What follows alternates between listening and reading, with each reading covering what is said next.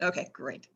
Again, hello everyone. I'm Melissa Josefiak. I'm the director of Essex Historical Society, and we're about to launch our virtual lecture series for 2021. Thank you all for joining us this afternoon. We'd also like to thank Amherst Williams, the executive director of the Connecticut League of History Organizations, who is our partner in presentation this afternoon and managing much of the technical aspects. And I'd like Amherst to say a few words, please. Thanks, Melissa. And once again, welcome everyone. My name is Amherst Williams. I'm the executive director of the Connecticut League of History Organizations. And on behalf of the League, I just want to welcome you to today's talk with the Essex Historical Society. For those of you who don't know anything about CLHO, we're a nonprofit membership organization that exists to support and strengthen the people and organizations that do history work in Connecticut.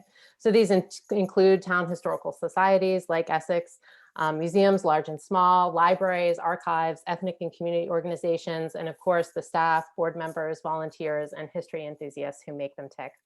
So we provide resources, training, professional development, and networking opportunities for Connecticut's history community. And our collaboration with Essex on this lecture series really grows out of our mission to support our members with the tools they need to do their work well, even during COVID. So Essex has this wonderful lineup for a lecture series. We have a Zoom account. We have a virtual lecture series when we work together.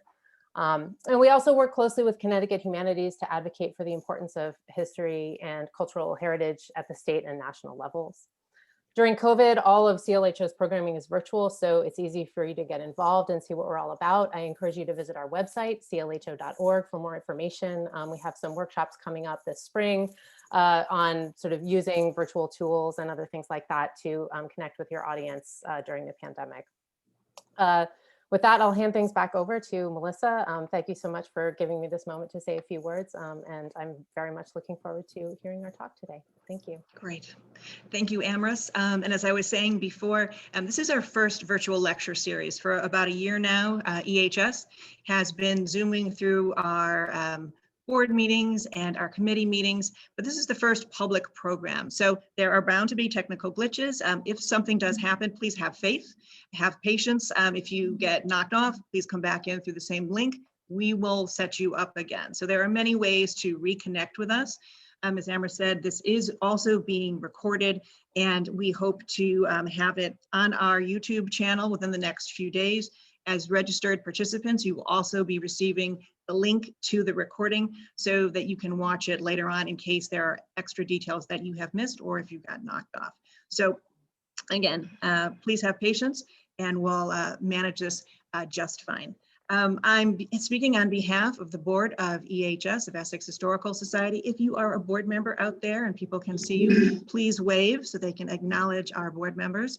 I'd also like to thank EHS board member Verena Harfs, who was instrumental in brainstorming, organizing, and pushing for the integrity of this particular series.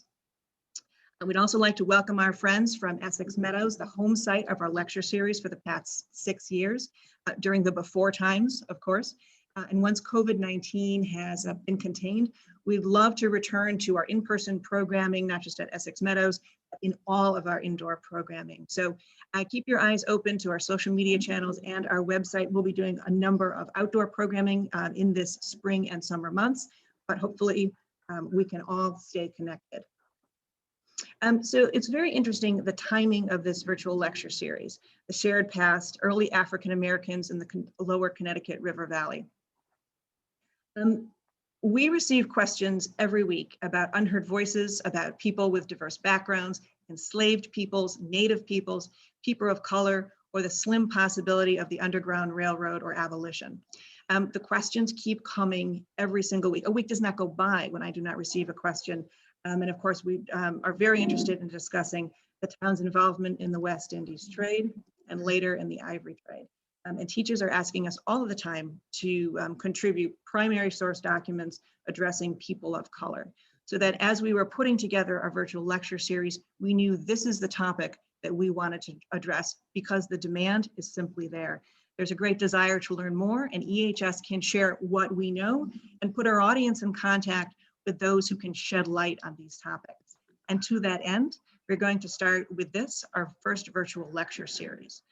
As a programming note, in about a month, The next session of the series will be on April 18th at 3 p.m. Tammy Denise, the first person interpreter, will be talking about Chloe Pratt, a free woman of color during the Revolution. Just as a programming note, she will not be recorded as an actress and an interpreter.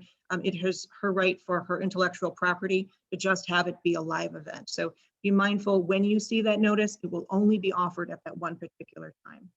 And then another month from then, May 16th at 3 p.m., Dr. Jessie Nasta from Wesleyan University will be speaking on sailors and freedom fighters, African Americans in the Connecticut River Valley, 1765 to 1865. That one will be recorded. As a friendly reminder, please keep yourself muted until we get to the question and answer period. If you do have questions, you can place them down in the chat box. If you're new to Zoom, just move your mouse down in the lower quadrant of your screen and you will see the chat box. You can type it in. Amherst and I will be monitoring that throughout the program. So Don can maintain his momentum as he provides the talk this afternoon.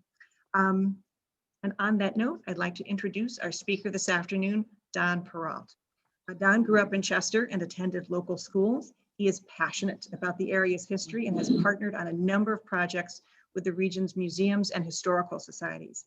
He's taught at Valley Regional High School for 30 years, where he presently serves as the chair of the Social Studies Department.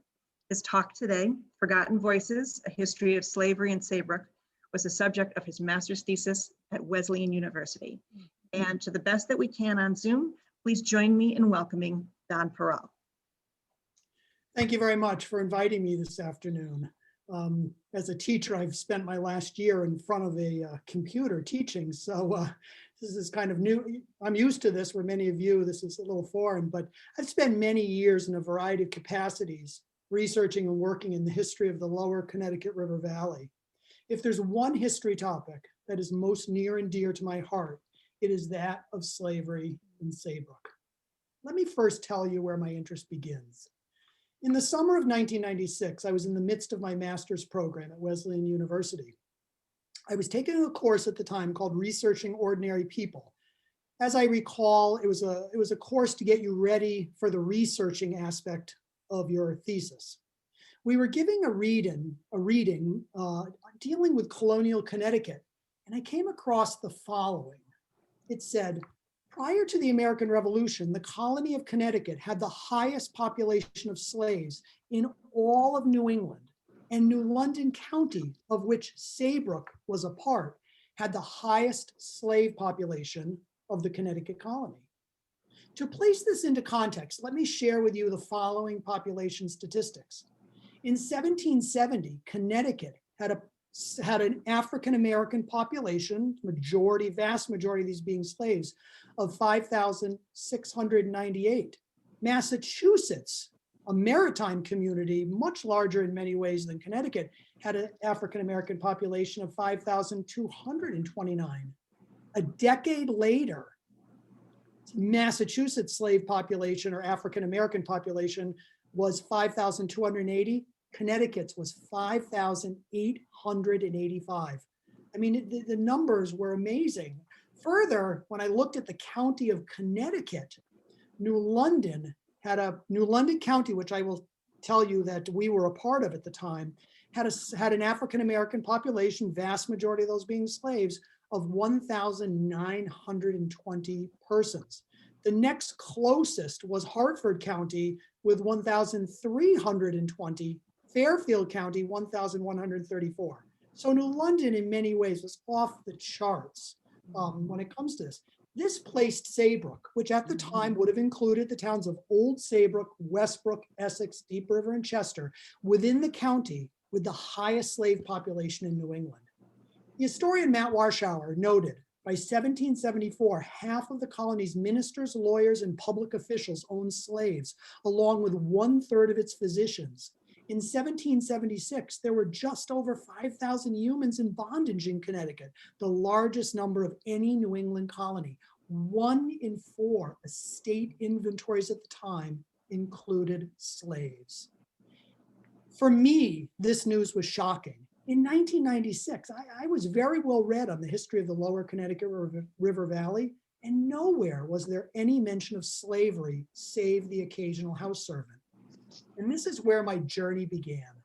I felt as if there had been a great injustice done in the written history of our town. After working with my advisor at Wesleyan, I decided that this would be my master's thesis. I was going to set out to document the slaves of colonial Saybrook.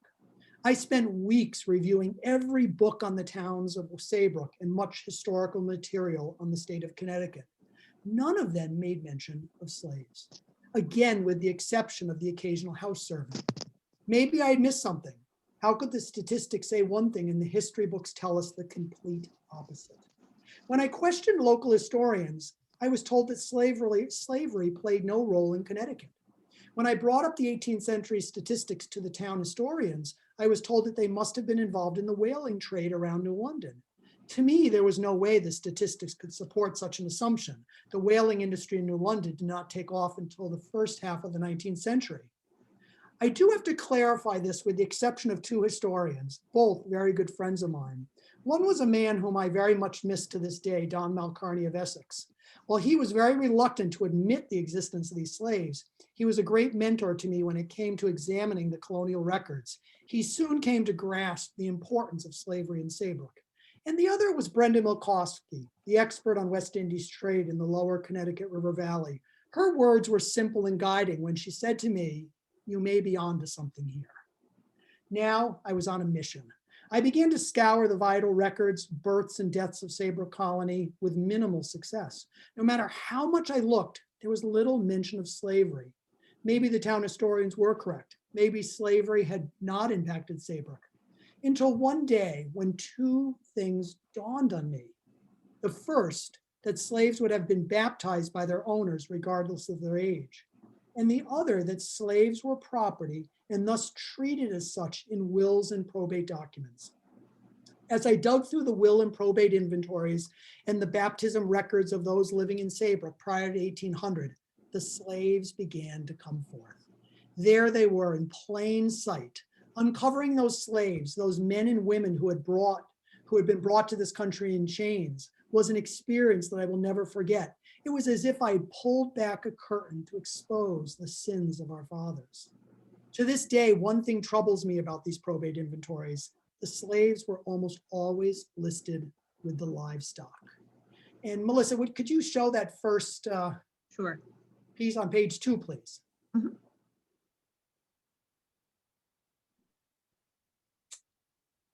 Okay, we're up. There we are. And this is an inventory of, this is a man by the name of Samuel Lyne, who we'll talk about a little bit later. And I know it's very hard to read, but you can see where he talks about in this, they're inventorying upon his death a horse, and you can see, you know, a mare they list there, and they go on to list a colt and a black mare and another black mare and so forth. Now, just below the listing of these horses and so forth, actually you can even see one old chaise at the bottom and a sleigh after that. And let's go on to page 2, Melissa, and you can see, if you can scroll up a little on that, just below that chaise, if you notice, bring it up a little bit more, there we go. Notice just below that chaise and that one sleigh, Negroes, Tamar, Bristow, Scipio, Jenny, Jason, Zena, Zilpa, and so forth. I mean, it was just remarkable. I mean, it was one probate inventory after another, and these slaves were listed there amongst the barnyard animals. Okay, so again, it was an incredible experience. What I soon discovered from the records was the majority of slave owners in Saybrook had connections to the West Indies trade. This trade reliance between Saybrook and the islands in the Caribbean would allow merchants and mariners to accumulate great wealth. And the workforce that supported this lucrative market in the 18th century was most often fueled by African-American slaves. At this point, I want to mention that I never came across any diaries of slave owners or slave narratives for Saybrook that would shed direct light onto the daily experiences of these slaves. Instead, I had to rely on what was known about the slave owners through colonial records, such as birth and death records, court proceedings, wills, probate inventories, and biographical information. From here, I was able to piece together the world in which our slaves lived and the jobs they most likely performed. For the historian, the term we use is working with negative space. You build a picture of the world the slaves lived in order to understand what their lives were like. For me, it was an amazing journey as the lives of these forgotten voices could be once again heard. Careful research shows that the local economy was made up of numerous slaves owned by masters who were involved in a variety of professions. As a result, our slaves were involved in shipbuilding, maritime trade, lumbering, iron forges, rope walks, cooperage plants, blacksmith shops, the carpenter shop, the tannery, spinning, weaving, cooks, laundresses, maids. Without this slave labor force, the economy of the Lower Connecticut River Valley would not have thrived as it did. My research uncovered 118 African Americans, most of those being slaves, within Saybrook. And while we're not going to go through this list point by point, I just want to show you the length of this list because it's quite staggering. And these are slaves before 1800, 1810. And again, if you notice, I was able to document names, the dates as best as we can determine from a baptism or a death and so forth, who their masters were and the sources. And they're in alphabetical order, and I'll just let you go 3 and 4 pages down. It seems as if it was one right after another.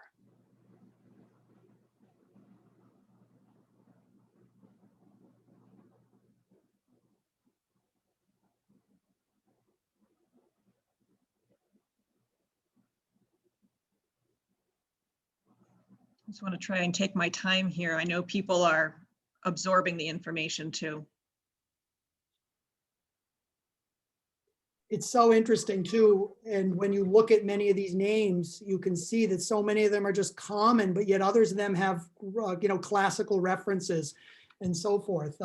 I think the list alone, that's good. I think the list alone is remarkable. And the other thing you notice I want to point out is a lot of these, you can see Guilford mentioned often because it's not the town of Guilford, it's because probate records from certain time periods are kept in Guilford for our area. At this point, I'd like to tell you about the origins of slavery in Saybrook, which is essential to understanding this topic. And our story begins with the settlement of Saybrook in 1635. The 1630s was dominated by competing interests between the Dutch and the English in the Connecticut River Valley. As many of you know, the English were successful and pushed the Dutch out of the Connecticut River, but they were not successful at settling the growing distrust with the Pequots. For the English, they saw the Pequots and their hold upon the river valley as a threat to their future. By 1636, open hostilities began between the English and the Pequots. The Pequots laid siege to Saybrook Fort from September 1636 through mid-April 1637, including numerous ambushes against Lieutenant Lyon Gardner and his men. After a further attack on Wethersfield on April 23rd, 1637, the colony of Connecticut declared war against the Pequots on May 1st. With a force of Englishmen, Captains John Mason and John Underhill, along with Native American allies, including Mohegans led by the sachem Uncas, besieged the Pequot fort at Mystic on May 23rd. It's estimated that up to 700 men, women, and children were killed in the ensuing massacre. The remaining Pequots and their allies living in eastern Connecticut were rounded up and taken captive. The Pequot War of 1636 to 1638 not only won new lands for New England colonists, but also led to the enslavement and commodification of hundreds of war captives distributed amongst English and Indian victors alike. For the Mohegans, folding these captives into the social and political fabric of their tribal organizations was a fluid tradition meant to build alliances. For the English, captives and non-combatants of warfare, especially those non-Christians, were seen in terms of forced servitude. Since Saybrook had withstood Pequot attacks over the previous year and Saybrook taking part in the attack on the fort at Mystic, a number of men with ties to Saybrook would acquire some of these Pequot captives. They soon discovered, though, that Native American prisoners of war refused to submit to slavery and constantly attempted to escape. The colonists found a solution to the problem by shipping Indian captives to Bermuda in exchange for enslaved Africans. In 1638, the first African slaves arrived in New England. With the Pequot threat gone, the settlers of Saybrook realized their newfound colony's location at the mouth of the Connecticut River would now turn a profit from trade. It was the Caribbean islands where the Connecticut colony would establish strong economic ties. Within decades, commercial ties to the Caribbean unfolded, and the legacy of Pequot enslavement would bring African slavery into the Connecticut River Valley. Soon the English began moving outside the fort at Saybrook. They took readily to the task which lay ahead and quickly cleared the land, planted crops, and built houses. By 1647, families began to move from Saybrook Point. They moved in 1647 to Potapog, Essex and Deep River, 1648 to Pochog, Westbrook, and 1692 in Pattacunk, Chester. Farming offered the early settlers the greatest opportunity for profit beyond their daily needs. Cash crops such as salt hay, onions, apples, corn, peas, wheat, oat, flax, and hemp, livestock and fowls such as cattle, goats, pigs, horses, sheep, ducks, and chickens, commodities such as bricks, butter, and cheese were readily converted into profit. These profits were not made locally, but outside the colony. The primary destination, the West Indies. And it was here that African-American slaves would be seen as a commodity for trade upon the return voyage. As settlement continued throughout the 17th and early 18th centuries, the demand for labor increased. These shortages became acute in the early decades of the 1700s. The West Indies trade had fueled the demand for labor and in turn opened the Connecticut River Valley to slavery. A captain returning from the West Indies could find great profit in supplementing his cargo with African slaves. And the Connecticut River Valley was often the destination. Many of these slaves were sold right here in Saybrook. One such example were the Hearts of Old Saybrook, who owned a few household slaves from Africa.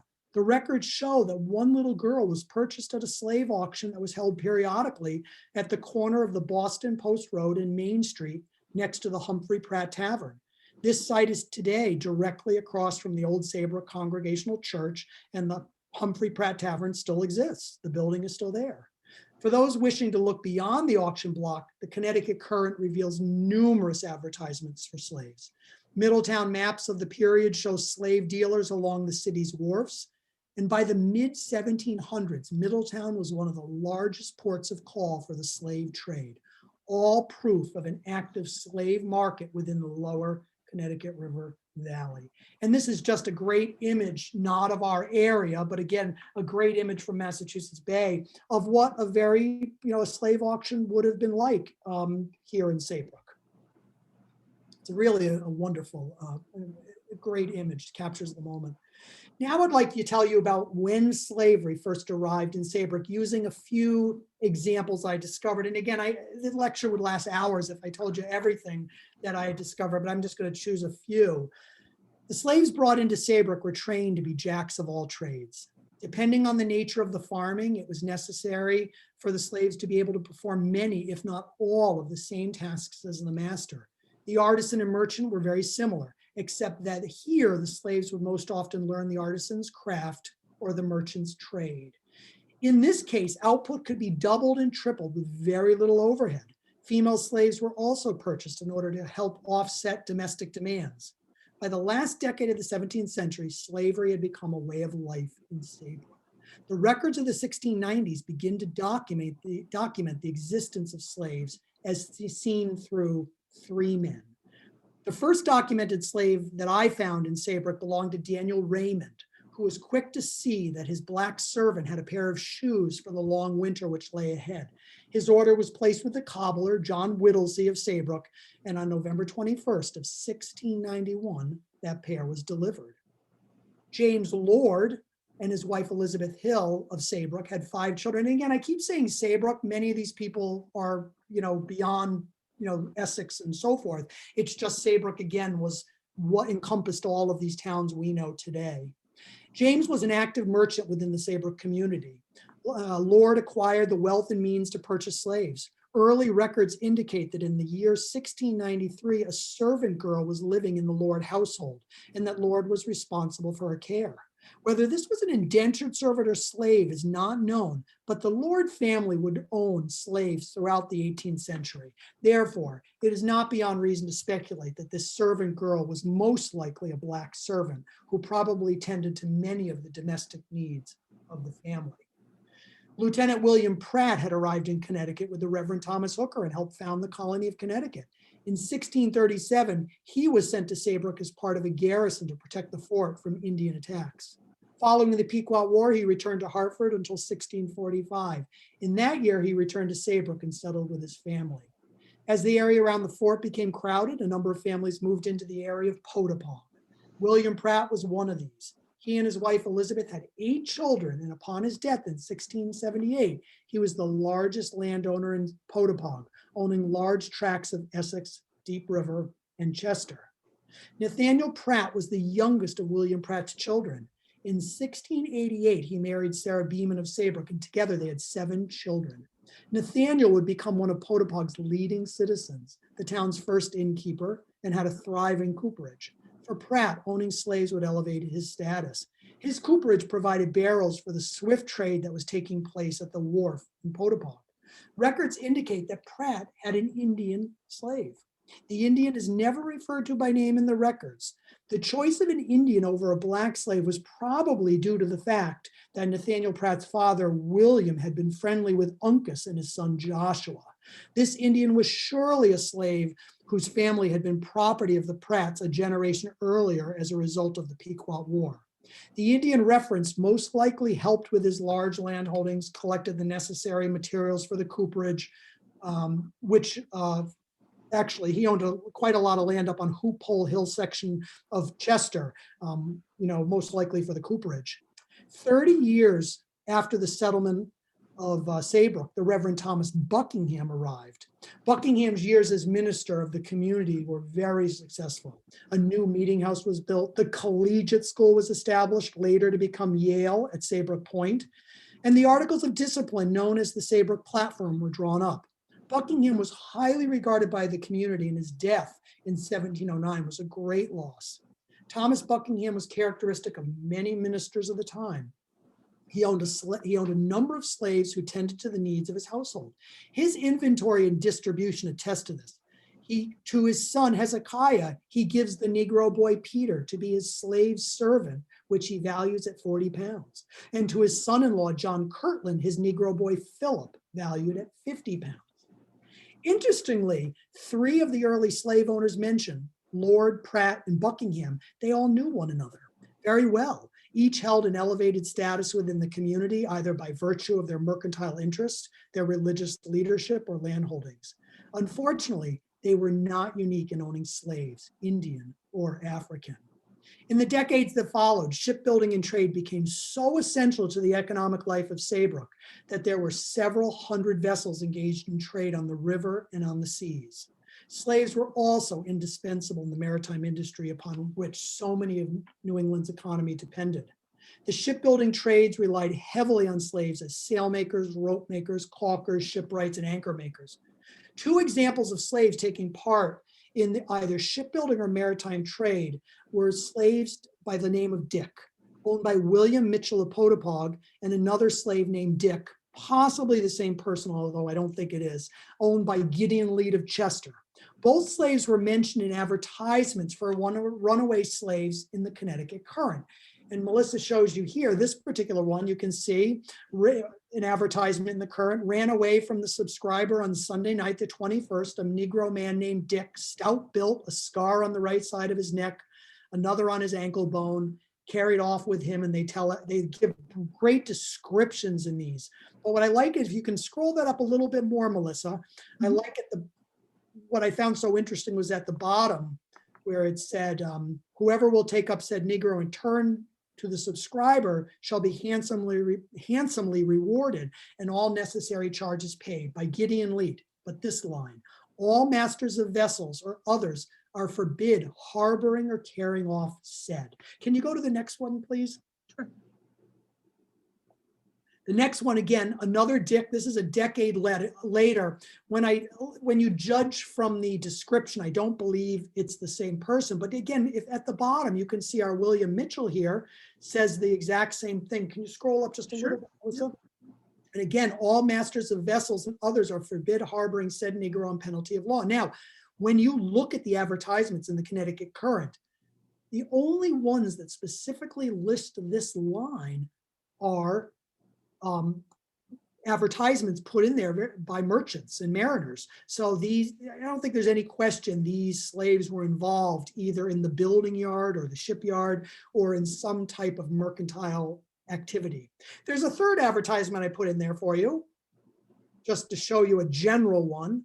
And this was a boy named Cato, you can see in 1775, and whoever shall take up this Negro and return him to me at Saybrook Ferry shall have $4 reward and all necessary charges paid by Samuel Sanford.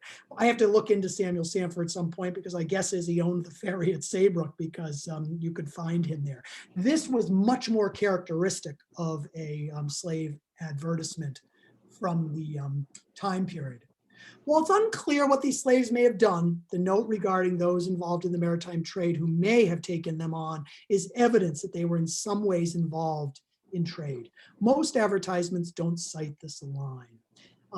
So great was the demand for their service that every colony had laws specifically forbidding ship officers to sign on blacks without first obtaining their master's consent. As mentioned earlier, cargo going to the West Indies varied, as did return cargoes consisting of rum, sugar, molasses, wines, liquors, tropical fruit, and slaves. Those merchants and mariners who engaged in such economic activity not only saw sizable profits, but also found that the demand for labor was ever increasing. Slavery solved this problem for many with great profits. One example is the merchant Jonathan Warner of Chester. Many of us know his house as that large, beautiful colonial on Route 154 near the Chester Fairgrounds, just north. Jonathan was part owner, along with Gideon Leet, who we just saw in one of those advertisements, of the brig Matilda. She was built in Chester at the Leet and Buck shipyard. It is noted that upon her return from Havana, her cargo included the sale of 3 Negroes on March 7th, 1797, here in Saybrook. Colonial records attest to the fact that men engaged in shipbuilding and West Indies trade. These men were pillars of their colonial community, and they were also slave owners. I'm going to give you a list. This is a list that comes from the 1790 and 1800 census, and it's not on our list, Melissa. I'm just going to read this to you. But these are men who own slaves, and they're all engaged in West Indies trade or shipbuilding in one capacity or the other.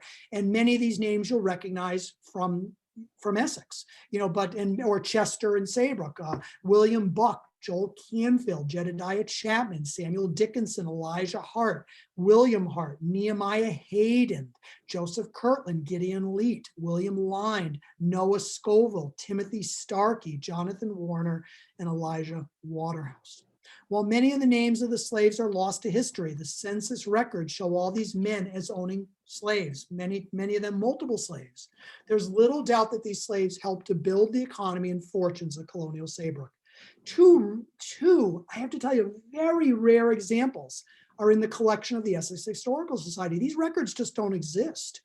There's a bill of sale, I believe, and a receipt of payment. And this was never around when I was doing my research, and I only, Melissa shared it with me recently. I'm going to let her describe these 2 documents because she's much more, she knows a lot more about them. So Melissa. Thank you, Don. The first one we're going to look at is actually the reverse of a document tracking the information about payments for the Reverend Blakesley here at Centerbrook Meeting House. But how it appeared on our records is a little differently. So we were looking for Noah Scoville because our colleague at Old Saybrook Historical Society, Ted Levy, wanted to look into more about Noah. And in doing so, as we looked in our database, this came up and my eyes bugged out. I was so impressed with this particular piece of information. And so to transcribe it for you, it says 20 shillings paid to Captain Scoville by Captain Charles Williams, by wages of his black boy. So the purpose of this document in our collections is actually to track the minister's wages on the reverse side. And this was an, just a little chit to talk about the exchange of someone's labor, the unnamed black boy. And looking at these two captains, we know from Don's research that Captain Noah Scoville is someone that owns enslaved peoples. Now, in the Williams family, there were also people that were owning enslaved peoples. We're not quite sure if it's Charles, but certainly a relation Benjamin was. Both of these men are involved in the West Indies trade and maritime industries. So this little aside gives us a notion that these men are exchanging or settling a debt, and it's being settled through the wages of their, we believe, enslaved person, this black boy who goes unnamed. So it gives us a glimpse as to just a transaction and that it could be negotiated in someone's labor. I don't know if you wanted to comment on that, Don, but I'll show you. No, please, you can finish. You're doing a much better job than I. And this is the other side. The purpose of the sheet was to talk about Petty Pog Society of Solomon Blakesley, and it talks about May 1st, 1793 for 9 Sunday services, and the equation is 17 pounds, 6 and 2. So you can see the scale of what the minister would get as opposed to the wages of the black boy. Again, we don't know the length of the boy's service, but in this list, you'll see those that are subscribing: Captain Scoville, Roger Mather, Uriah Hayden, all familiar men to Pettipog Society, underwriting the services of Reverend Solomon Blakesley. And yet the value of this document, while it's important, is actually the reverse, because it's tracking the wages of the black boy between the two captains. And then shall I continue, Don? Or would you like to set this one up? And this one, I think on the next one, we kind of pointed out the area so they don't have to sit and try to squint. Sure. So there was another document and a bit of backstory here, and that is, and both of these documents came to us by one anonymous donor about 10 years ago and were entered into our system. But as we are looking at unheard voices, we keep revisiting them because we are extracting more information. And this document is a bill of sale. And it's between, I'm just going to get the transcription because there's a lot of information that's on here, between Colonel Worthington of Saybrook and Captain Nehemiah Hayden. And the highlighted portions I'll read for you. It talks about that all ye men present in Connecticut for the consideration of 20 pounds lawful money to me in hand paid by Captain Nehemiah, something is smudged, Hayden, late of Saybrook, now of Nova Scotia, have bargained and sold by those present, do sell and convey with him the said Nehemiah Hayden and his heirs assigns forever, a certain Negro man named Luke, a servant born in my house, as per indenture, some scribbled material, and certificates herewith delivered. The document goes on to say that Luke had left the service of Worthington, had joined the British during the Revolution, had at some point wound up in Nova Scotia, and then perhaps was recognized by Hayden, and then somehow contacted Worthington. Worthington then is selling Luke to Hayden, they're both up in Nova Scotia, for the 20 pounds. An interesting backstory to this is this particular Nehemiah Hayden, and there are several, but this one, the timing works out. He was a loyalist during the Revolution, had been convicted of selling fish to British ships, was considered a traitor and exiled, never allowed back into the United States. So many of you are familiar with his cenotaph or memorial stone at Riverview Cemetery with this rich symbolism, but he dies in Bermuda in 1791. So it would be very plausible as someone who is sympathetic to the British cause would wind up in Nova Scotia, a British property at that time, come in contact with someone who had fought for the British as a formerly enslaved person, recognized him, and then reported back to his original owner, Worthington. So you can just see a massive story unspooling in this one document. We have yet to run down all the details, but knowing what we know about Hayden, about Worthington, this story of Luke illustrates what was going on in Potapog during the revolution, and how this poor man Luke would never really escape his enslaved status.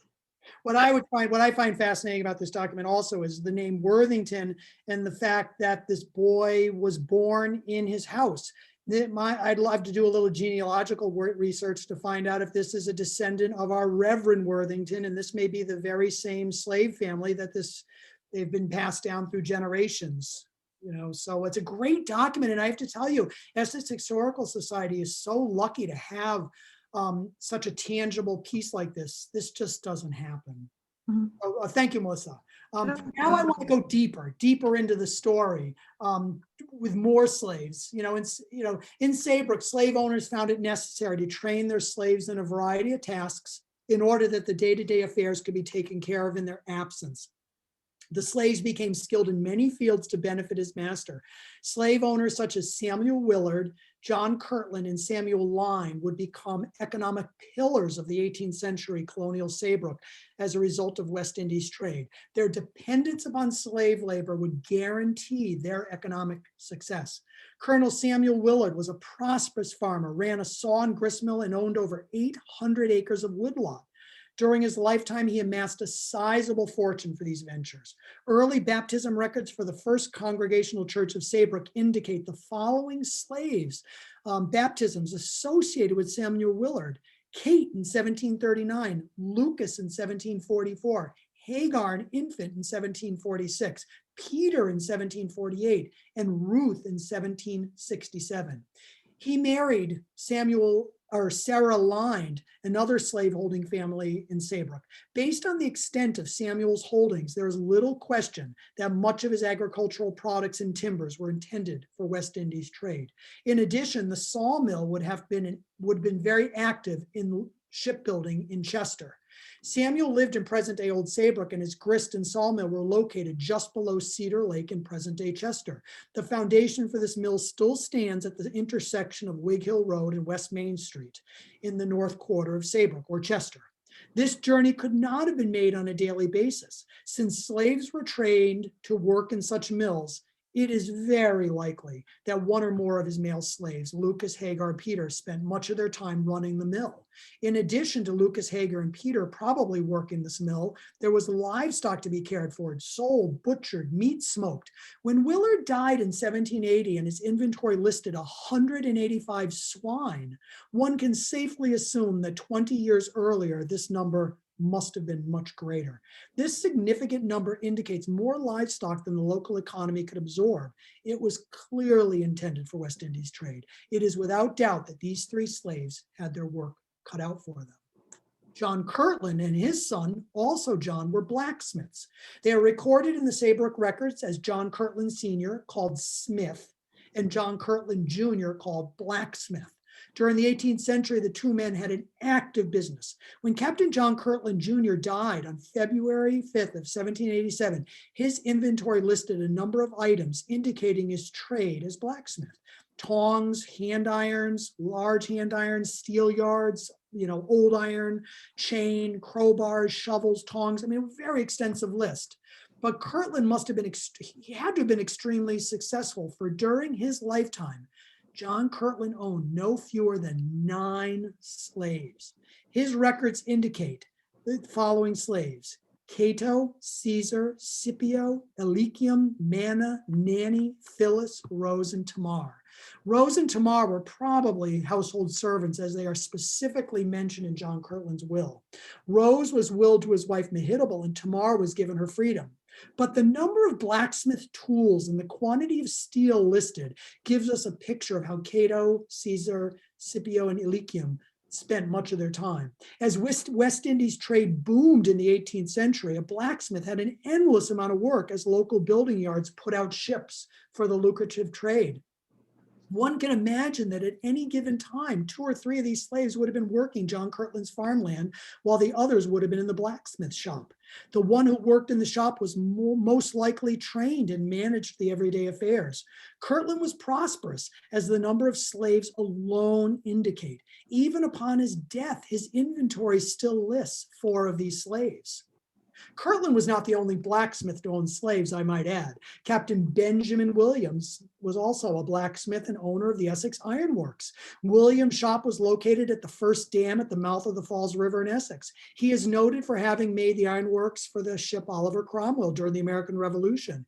The information on Williams' slaves is scant, but what evidence comes to us from the United States Census. The census of 1790 lists Williams as owning 2 slaves. Whether these were household servants or labor is not known.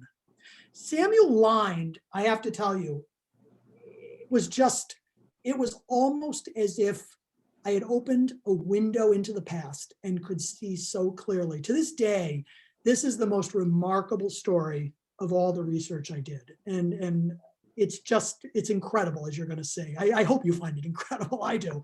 Anyway, Samuel Lyme, the best example of slave ownership in the Lower Connecticut River Valley. He was born in Saybrook in 1689 and came from a very prominent family, both in Connecticut and the Massachusetts Bay Colony.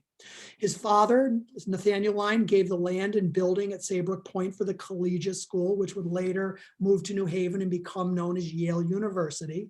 Samuel graduated from this collegiate school, set himself up in Saybrook as a merchant, and became very involved in public affairs. He was Justice of the Peace from 1721 until his death, and in 1729 became a judge of the New London County Court, so continuing until his appointment in 1752 as a judge of the Superior Court of the Colony of Connecticut, which office he held until his death. He represented the town in the General Assembly and was one of the guardians or overseers of the Mohegan Indians.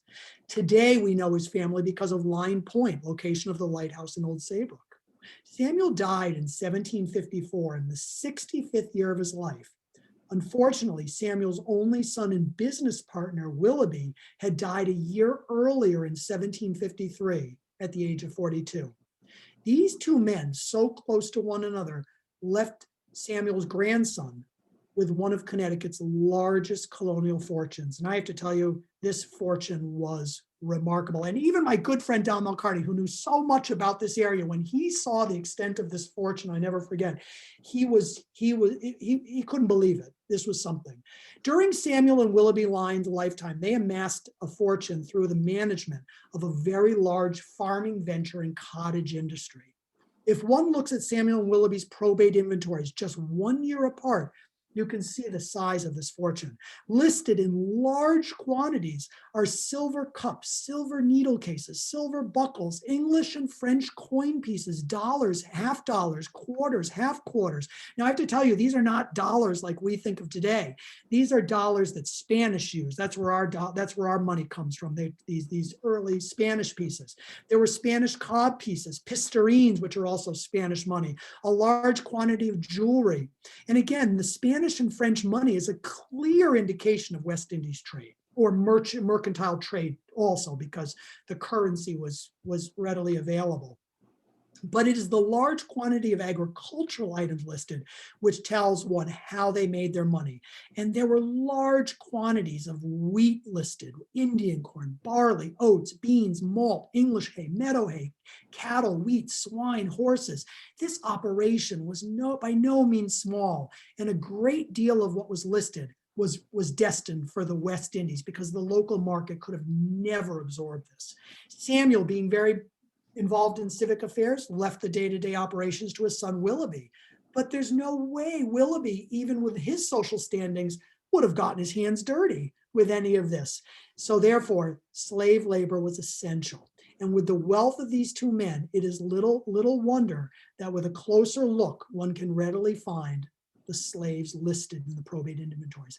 9 slaves. Now, in the case I mentioned earlier with 9 slaves, that was over a lifetime. This is 9 slaves listed at one given time between these 2 men. This number was enormous on New England standards. It just was incredible. Tamar, Bristow, Scipio, Jenny, Jason, Zena, Zilpah, Phyllis, and Lily. Tamar, Bristow, Scipio, Jason, and Zilpah were working the farm. There's no question. It would have taken 4 or 5 men in addition to Willoughby just to run such an operation.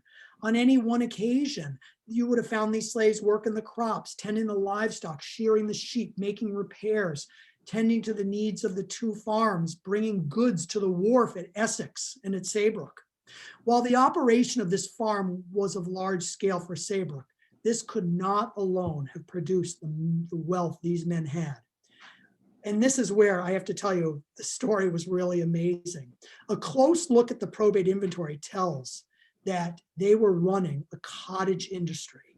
It is through spinning, weaving, and the production of clothing that Samuel and his son Willoughby amassed their fortune. And it was Jenny, Zena, Phyllis, and Lily who were not only tending to the household duties of their master's families, but also producing this cloth, as you can see in the Lyons inventory. Samuel's 2 slaves, Jenny and Zena, probably worked endlessly in the garrets of the house, the attic, spinning the flax and wool to produce the cloth and linen. Samuel Lyons' house upon his death, and if you look at old inventories back then, they inventory the houses upon the death, room by room. So you can literally, you can just recapture the room and the setup, because they inventory like literally just walking around the room. But this is what just was so incredible. When they got to the garret, the attic, they listed the following: 4 old chests and 2 trunks, 233 bundles of flax, 41 pounds of chalk for keeping the flax from bunching, 1 pair of wool cards, 2 great spinning wheels, 3 old wheels, 2 Dutch wheels, 4 hetchels for processing the flax, 1 clock wheel, 3 old spinning wheels, 1 candle stand, and 1 broken looking glass. Now I got to tell you, the looking glass was so out of place. It just stumped me, and I just couldn't believe these slaves working up there would have had a mirror. It took me a long time to figure out what this was, a lot of research. A looking glass was a colloquial term for a chamber pot.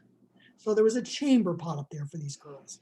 As the flax was harvested in the fall, Jenny and Zena worked during the winter months producing linen. When this was accomplished, springtime was upon them and the sheep were sheared. Spinning the wool took place during the hot summer months. One can picture Jenny and Zena as they toiled year-round, spinning during the cold winter months and hot summer days. Willoughby Lyons' inventory produces a very similar picture. There is little doubt that Phyllis and Lily worked as hard as Jenny and Zena. These 4 female slaves were probably extremely skilled in their trade. The only piece that neither inventory reveals is a loom. It may be that a separate building had been erected for this purpose and is not specifically listed, or that the loom was built into the framework of the house, which was very common. Either is very plausible. But only Sam's inventory lists one last thing I want to tell you that is amazing. And that is, when you look at Samuel's inventory, he includes the following: plain cloth, coarse linen, yarn, homespun, bought homespun, white plain cloth, brown linen, 9 dozen brown coat buttons, 2 dozen small coat buttons, 1 dozen mohair coat buttons, 6 dozen small mohair coat buttons, a bag of sundry coat buttons, and it just goes on. 16 tablecloths, 98 sheets, 82 pillowcases, 31 napkins, 25 diapers, 31 towels. These 4 slaves were running one of the largest cottage industries in the Lower Connecticut River Valley, if not all of New England. I mean, it's just a remarkable story. The wealth of West Indies trade in the Lower Connecticut River Valley just brought tremendous amount of wealth. I've only offered you a glimpse into the 18th century. A number of slave-owned families. It's amazing. The Lyons throughout, when you look at the branches of the family, the Lyons own no less than 22 slaves. The Kirtlands, 10 slaves. The Hart, 12 slaves. And that's just the beginning. Anyway, do you want to just show that quick list of slaves for us, Melissa? And you can skim through it. There's endless lists. These are slave-owning families we were able to identify.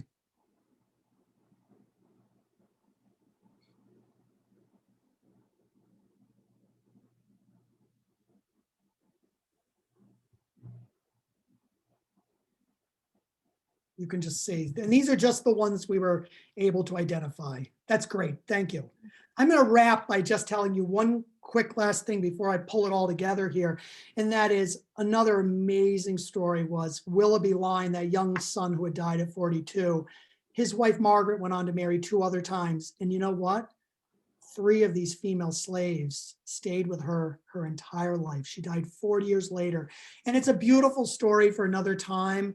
But when she died, she freed those slaves, those girls. Not only did she free them, she gave them very large quantities of everything they would need to set up a household, from cooking utensils to furniture to bedding and so forth. But in the end, she also, in the final line of her will for these girls, she said, and finally I give them my great wheel and their Dutch wheel and the clock reel, probably so that they can continue. It's a beautiful bond of womanhood that could make for a story in itself.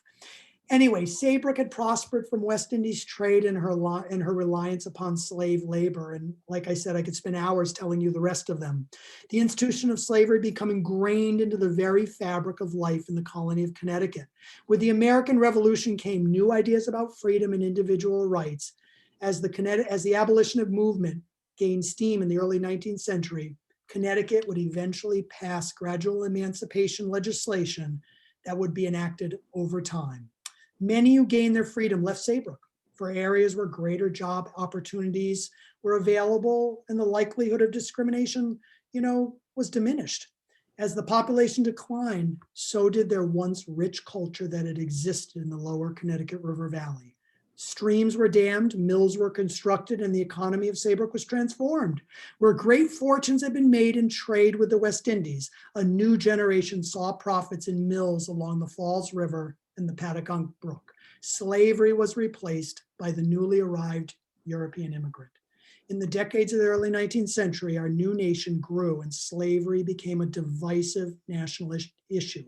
In this great moral rift over the institution of slavery, Saybrook, like all of New England, forgot its slave past. The sins of our father had been washed as slavery was left out of the historical record. And now I want to take us back to 1996 when I began my research. At the time, so many believed that slavery was not part of the history of the Lower Connecticut River Valley. This was not due to any desire to overlook the past or any misaligned research. Rather, the written history taught us that slavery had not existed in Saybrook. The question I would ask is, why has it been so difficult, even in recent years, for New England to embrace its slave-owning past? Those men and women brought to Saybrook in chains are a part of our story. In so many ways, they represent who we are today as a community. We must reconcile with the past in order to set the historical record straight. And I thank you very much for allowing me the opportunity to share these forgotten voices with you today. That's it for me. Thank you. Thank you very, very much, Don. If, folks, you are welcome to stick around. We have a number of questions that hopefully Don can answer for us. We appreciate that. From Kathy, we have, what was the extent of Saybrook at this time? I'm not sure I understand the question to the extent of Saybrook. Can you elaborate on that a little bit more? I think she means, what area did Saybrook cover? You indicated that was more than present day Saybrook. No, great question. Saybrook actually included, up until they broke away in the 19th century, Saybrook would have included Westbrook, Old Saybrook, Essex, Deep River, and Chester. Earlier, it would have included the Lyme area, but that broke away very early. So I never concluded that. Yeah, those Westbrook, Old Saybrook, Chester, Deep River, and Essex. Great question. The next one from Melody is, can you talk about Anna Louise James? I believe she was the first Black woman pharmacist in Connecticut and owned a building on Main Street in Saybrook, the James Pharmacy. I believe that's much farther outside of your purview at this point. She's around turn of the century. Yeah, I wish I could. I wish I could. My good friend Ted Levy of Old Saybrook Historical Society could talk a lot more. My research was really up until 1800, but I do know that Jameses played a big role in Saybrook. Which is interesting topic, another topic, especially because Saybrook Saybrook's African-American past didn't end in 1800. They have a rich African-American past that continued from the 19th into the 20th century, with also a little bit of opposition to abolition in there. So great question, but unfortunately not my area. Thank you though for that. From Jeffrey, we have, were females also brought to lay claim to their children, thereby becoming a profit generator themselves? Well, you know, that's a great, that is such a good question, especially when we do see slaves being born into families. I think, unfortunately, children could be a burden, and they could be a burden because they couldn't turn a profit. In the South, when we think of large plantation slavery, we do think of slaves producing children and being put to work and so forth. But in New England, we oftentimes don't see that being the case. Because that mouth would have to be fed, that child usually couldn't work. I don't see any indication, you know, I'm not denying that it was there, but I don't see an indication. But I will tell you, I think in the case of that Worthington piece that Melissa brought, I think these families kept their slaves for generations. Unfortunately, I have no indication of this, but I'll bet you probably many of children were sold off for profit if they weren't needed. So were children born within these families? Absolutely. But what happened to those children, we don't know. I will tell you, as you go through the research too, with baptisms and marriages, when marriages start to be recorded, you often will see mulatto slaves, which tells you, you know, another very unfortunate part for slave women in there too. But good question. Can't answer it, unfortunately, but good question. Thanks. From Mike, during this time period, were there indentured servants from Europe who were working off their servitude in the Connecticut River Valley? And if so, were they also listed as property on property records? And lastly, number-wise, how did this compare with the number of Negro slaves? Yeah, another good question. There's definitely indentures, and that shows up in the record. So though they're there, in terms of the numbers and statistics, you know, how they compare to African Americans, we don't know. And I feel like I can't answer people's questions, but the reason it's so hard is because in the 18th century, the records aren't there, because a lot of these records would have been family records, bills of sale and so forth, or indentured contracts. Well, like all of us, when one generation dies, what do we do with so much of that family material? We toss it. So that's why it's so rare for this stuff to come down to us. But indentured servitude was a big part of the Connecticut economy. But the difference there is, in that critical period of about 1740 to 1790, the indentures couldn't keep up with the demand for labor. And that is why slavery really takes off in New London County in particular, and that coincides directly with the West Indies trade that was going on in the valley. So, so while we don't know the numbers, and they may be there, I never came across indentured records in the record, like you think of like recording a home or something, but it doesn't mean they're not there. I just wasn't looking for them. Okay, thanks.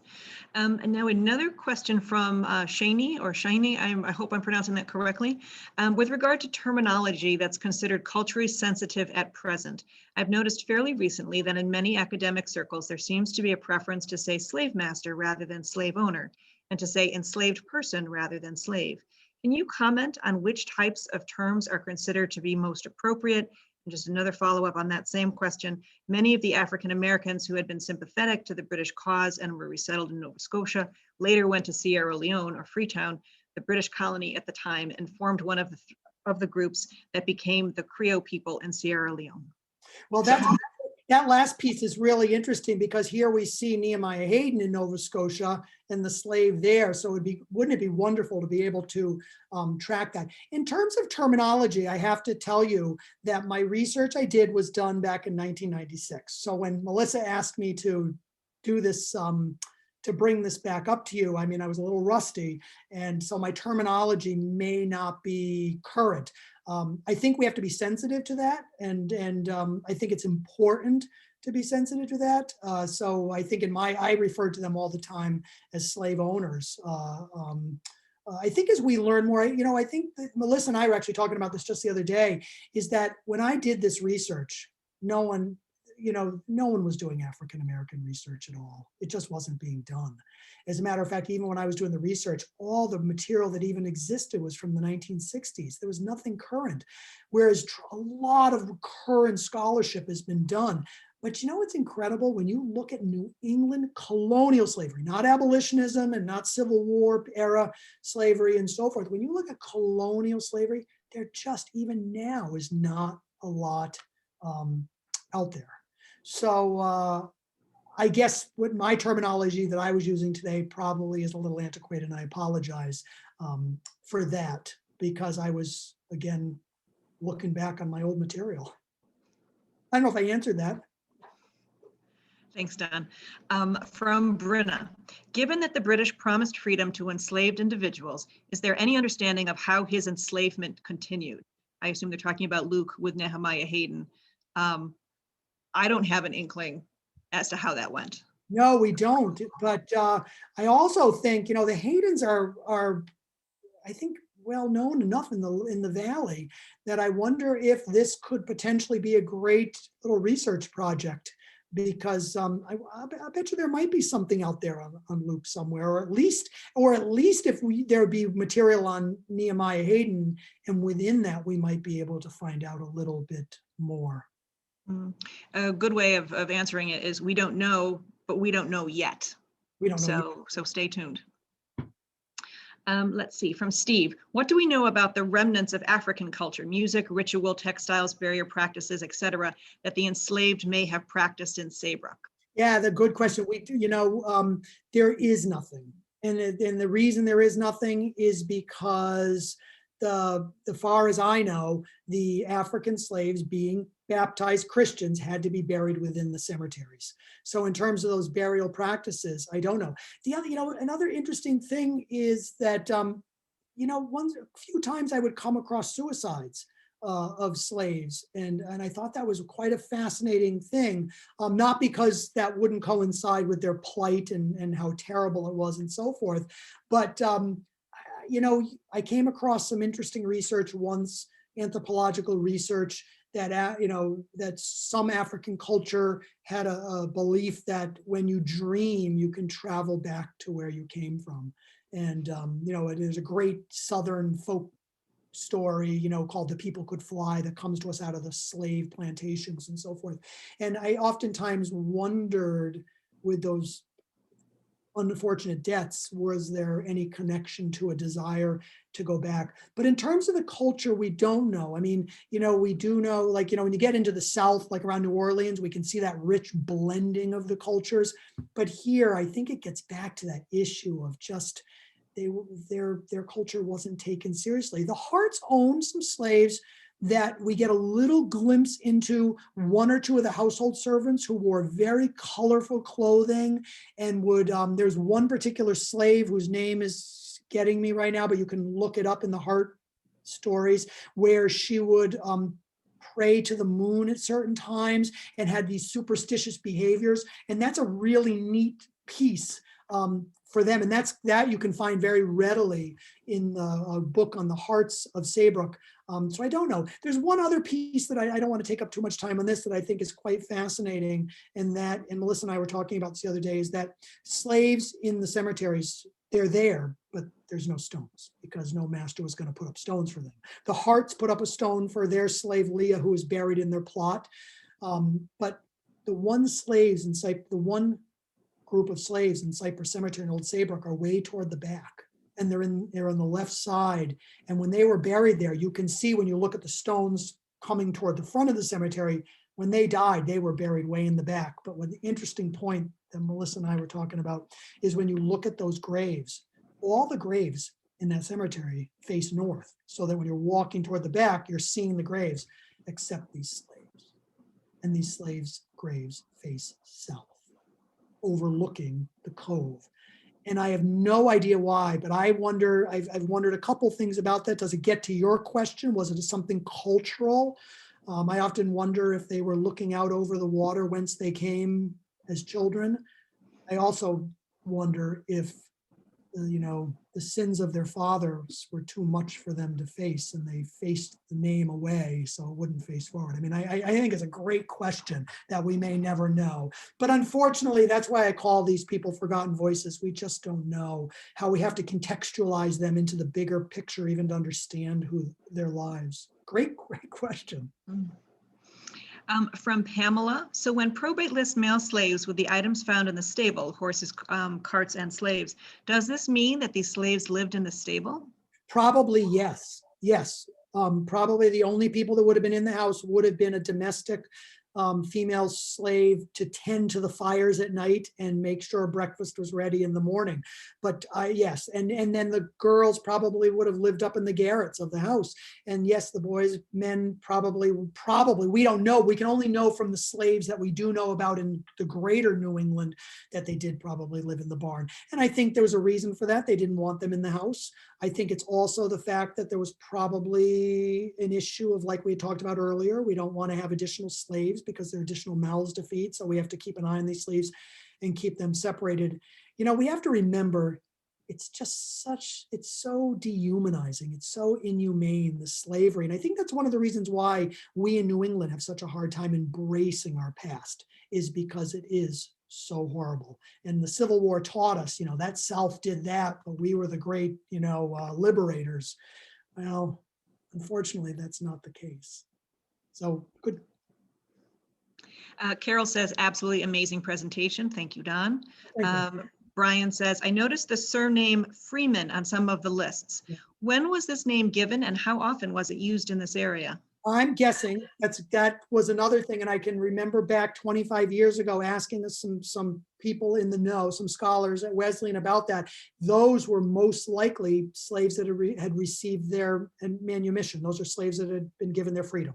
So like I told you earlier, the list of names we have are slave and free African Americans, but it's very hard to know how many there were. But this was not Saybrook. The Lower Connecticut River Valley was not an area for free slaves. Colchester, actually, that area was an area where slaves went later as free slaves. So that Freeman is definitely an indication that that person was free and probably was assigned to them.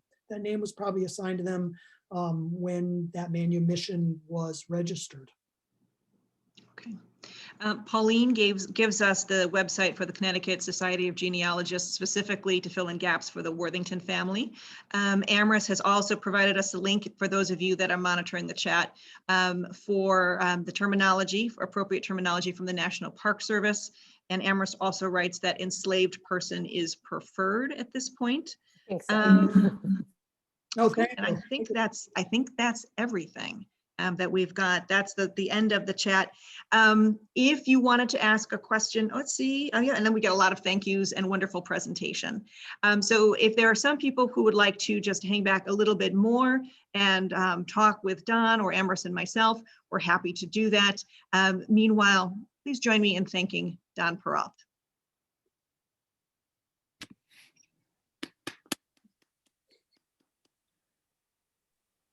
Melissa, I'm going to stop the recording unless Okay, thank you you. want to capture the sort of after party. Okay, great. That's